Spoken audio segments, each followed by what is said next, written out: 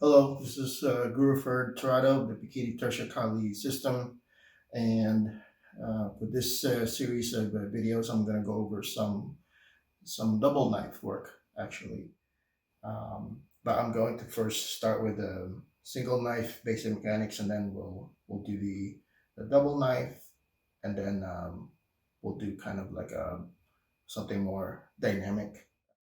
For those of you who are familiar with Pekiti-Tirsia Kali knife work, we have a very simple abecedario, right? It's just a three count. Um, there's uh, there's a three count for the thrusting lines, and then there's a three count for slashes. Well, the slashes are more like four counts, um, and then you have variations depending on the type of energy behind those type of strikes. So the single knife thrusting abecedario. Number one thrust is a slash. Number two thrust, slash. Number three thrust. And then a slash to come back to your starting point.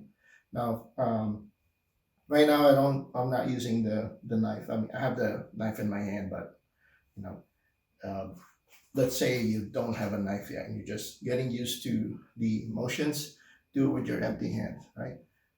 Number one, here's two, here's three, right? Almost Tai Chi like. Number one thrust, number two, number three, okay? If you want to simulate a knife, then stick your thumb up like this, okay? Like you're doing a thumbs up, right?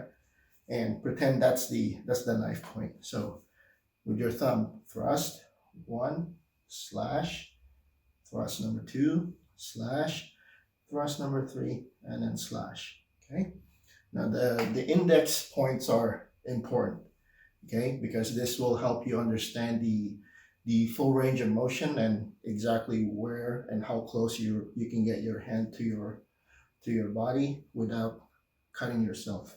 Okay, number one thrust, number two thrust, number three, and then back.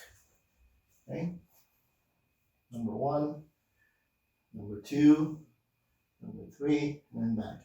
Okay, when we perform these mechanics, okay, we tend to be bladed when we do this, okay? I mean, you can do it from a squared straight position as well. That's fine. If this helps, you'll do it this way: one, two, and then three. And then once you kind of gotten a little bit more, familiar and comfortable, you're going to blade yourself 45 degrees, okay? And you will start adding your hip twists along with that, right? It's the same hip twist that you will utilize when you're doing basic strikes with sticks. So once again, one, two, three, and then slash, okay? I obviously have a real knife here, so don't do what I do. Get a trainer, please, and use that. If you decide to, you know, use a live blade knife to perform these exercises and you cut yourself, that's your fault. Back to our drill, right? Number one thrust, number two, number three, and then slash. Okay? So once again, you want to kind of isolate different aspects of the exercise. So you see me throwing my left hand out. This is the third hand tap. A lot of the styles like to refer to this as the live hand. We don't call it that. We call it a third hand principle. Okay. So you will notice that I will tap prior to the thrust. I will tap, then thrust, slash, tap, then thrust, slash, tap, and then thrust, slash to go back and see how my space is open. I'm going to fill that space with the third hand tap again. This is something common in Pekiti-Tirsia Kali where, every time we open up our workspace, like the weapon is not there to protect us, the other hand fills that space. Okay, so there's like movement here, and then anytime we're open because we're vulnerable here, right? vulnerable. So the left hand comes up, or it's executed to deliver a thrust, a strike, right, before we can put the knife back into play. So often when we are doing our basic striking drills, right, tap, 1, 2, tap, 3, tap, right, and they just kind of get into a habit of, you know, not letting your hand kind of just dangle here or whatever, like you don't know what to do with it, right? Solar plexus, shoot it out, finger jab to the eyes, or tap to intercept somebody's arm, or reach to grab, or to punch, whatever the case may be. Just start getting used to the idea of shooting that left hand out as you deliver your thrust. Now again, the nice thing about our abecedario, since it's only a 3-count thrust, right? There's not a lot of things to memorize, right? And it might seem like it's a very limited, number of strikes, but really, it's, you can adjust where it goes. Okay, it's just in the beginning we insist that you do the very deliberate, somewhat telegraphic thrust or weapon movement, so that you can understand the full range of motion of that specific movement, right? Right. You can always make it smaller and tighter and faster, right? You can do all these things, but if we were to do that in the beginning and you have no understanding of just how far, right? How far and how much you can do with your knife, at the maximum range of motion, then you'll never know, because you're only used to doing it here. Okay, so we tend to kind of make things a little bigger than necessary, right? So okay, let's say with my right hand I'm pretty good with the abecedario. Okay, now obviously I got to do it to the left hand, right? So if you like, you can switch leads and repeat the same exercise with your left hand. Okay, but typically we don't switch leads. We stay on the same right side lead. Okay, because you have to learn how to be ambidextrous with your hands while being in the same posture, be it the typical right forward lead or left lead, or if you're squared, right? It doesn't matter. Okay, so once again, if you are just learning how to develop ambidextrous skill, then you'll start with your strong hand. In this case, most people it's right-handed. I myself, I'm left-handed, but most people are right-handed. So start with the right hand, tap, 1, 2, 3, and then back. And then once you've done enough reps on that side, on the right side, put it on your left hand, repeat the same exact thing. Tap, 1, 2, 3, slash. See? Tap, 1, 2, 3, and then slash.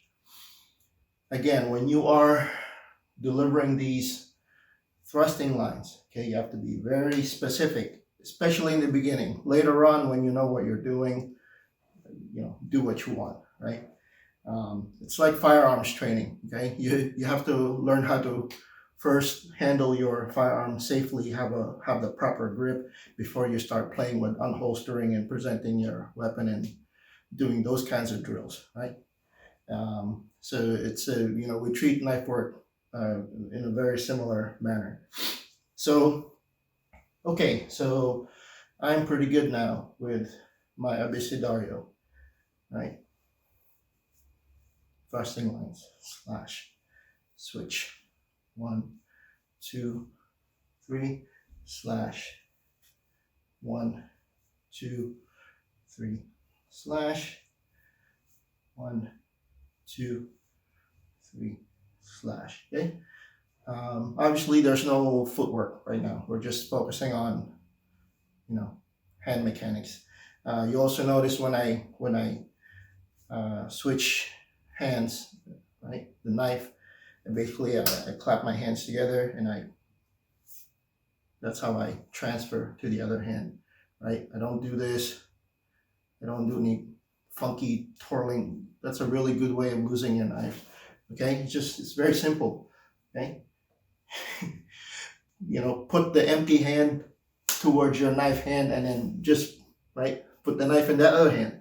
Okay, there's no need to do all the crazy stuff.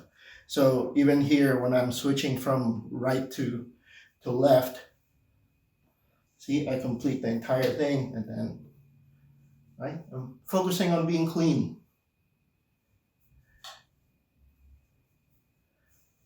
Okay. Slow and deliberate.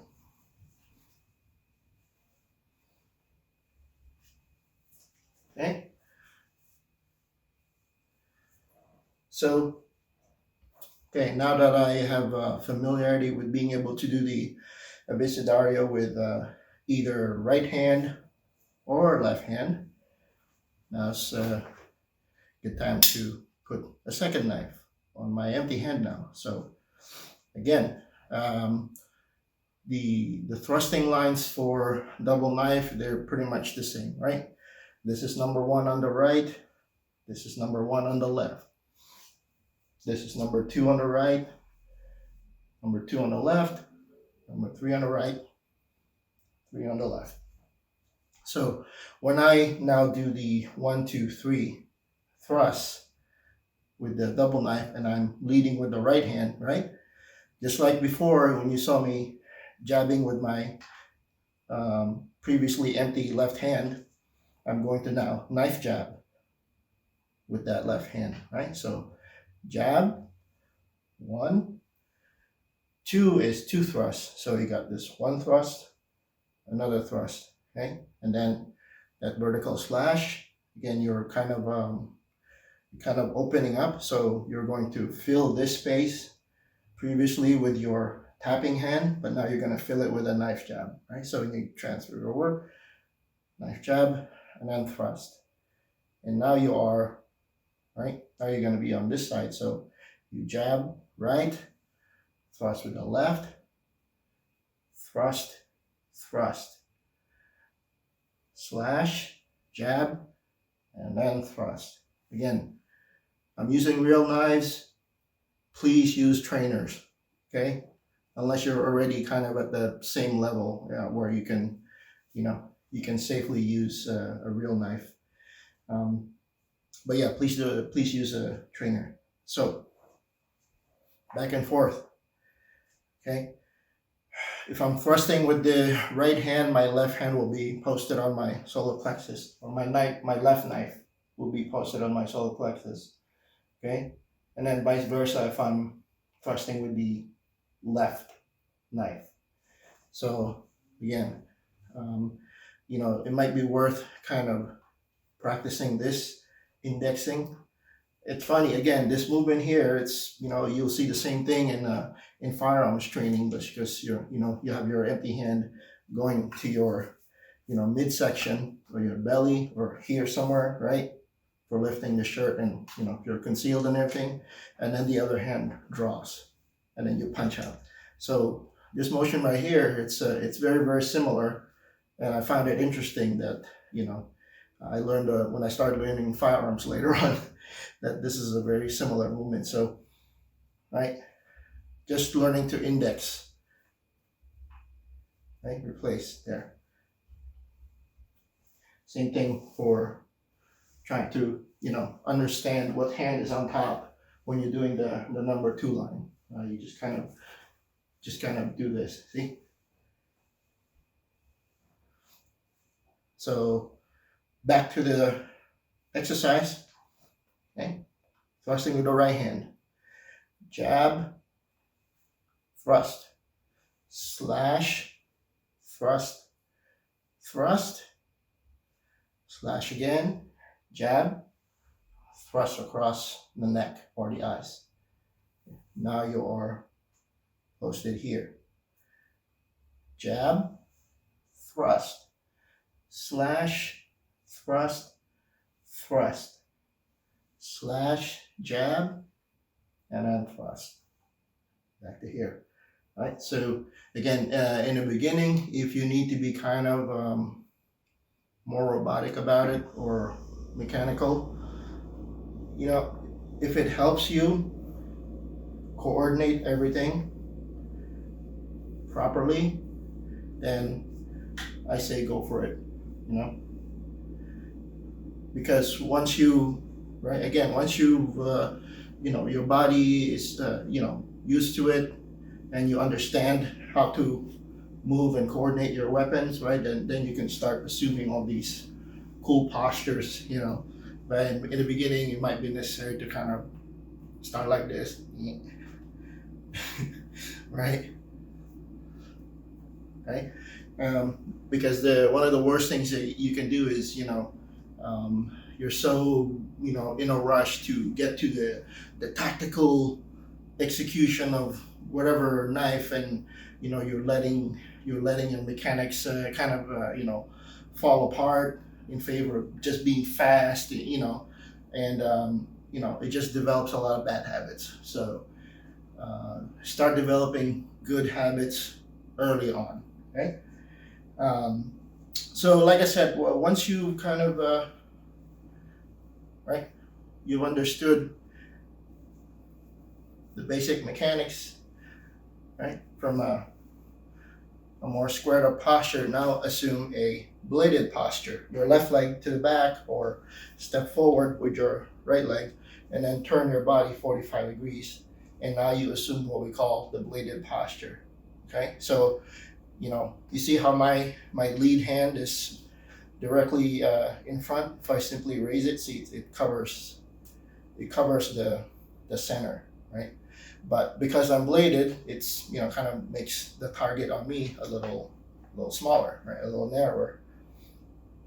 And now you simply repeat the same exercise. Again, you might want to start with the offhand on your chest first, and then your, you know, your primary attacking hand already posted on your starting position, in this case on the hip, right? So I'm bladed, jab, thrust, slash, thrust, thrust, slash, jab, and thrust. Okay. If I'm now in this position and I'm doing the left side, I will now jab with my lead hand or my right hand, right? Jab, and then thrust with the left. Slash, thrust, thrust, slash, jab, and thrust. And look, I'm right back to the beginning again. Okay. So again, at the start of this, you want to kind of, you know, have all these index or reference points or chamber points, whatever you want to call it, just so that you know where your weapons are at all times. It's no different than, you know, when you're training like a traditional system like karate, kung fu, or taekwondo, right? You're learning how to punch and you have all these chambers, right? You chamber your hand and then you punch, and then you learn to, you know, withdraw the other hand as you punch with the other one, right? Same thing with kicks. When I trained in Goju Karate, it's back in the day, you know, we chambered our kicks so that we know exactly what you know, what it feels like to shift that balance from one support leg to another, right? Or going from, you know, having both legs on the ground to supporting only with one leg. But that's a whole different art. So back to our double knife, right? Perform your abecedario exercise. Again, as clean as you can get it, right? Jab, thrust, slash, thrust, thrust, slash, jab, thrust, jab, thrust, slash, thrust, thrust, slash, jab, and then thrust. Okay, again, from this side, okay, jab, thrust, slash, thrust, thrust, slash, jab, thrust, jab, thrust, slash, thrust, thrust, slash jab and thrust. Okay? Jab, thrust, slash, thrust, thrust, slash, jab, thrust, jab, thrust, slash, thrust, thrust, slash, jab, and thrust. Okay? The next thing to do is, to do it kind of more in a fighting posture. Instead of indexing and chambering, you're going to have your knives in front of you here, right? But same thing, when you fire the offhand jab, the thrusting hand kind of withdraws a little bit. But then you just go right into the flow of those 3 count, right? Fighting positions here, jab, thrust, slash, thrust, and then there, thrust. Okay. Same thing if you were doing the opposite, you're thrusting with the left hand. Okay. Obviously, my right hand is in the same position as before. Okay. Right here, I will jab with the right hand, and then I will thrust, slash, thrust, thrust, slash, jab, and thrust. And then back to fighting posture. Okay. That's it for now for this part. I'll do a second part where we're going to cover more of the kind of the dynamic energy. See you in the next one.